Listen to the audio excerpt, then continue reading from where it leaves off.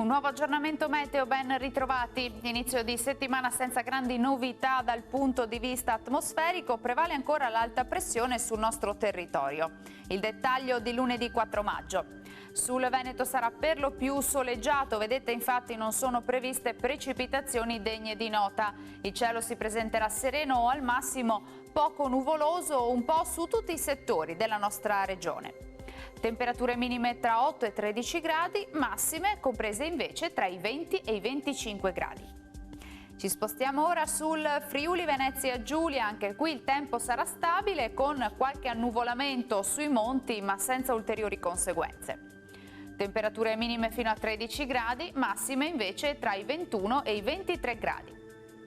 Infine poche novità sul Trentino Alto Adige, anche qui prevalenza di sole anche se con qualche breve pioggia sui settori alpini di confine. Temperature minime sui 10 gradi, massime fino a 25 gradi, quindi clima molto mite. Dal meteo di Antenna 3 per ora è tutto, grazie per l'attenzione, arrivederci al prossimo aggiornamento.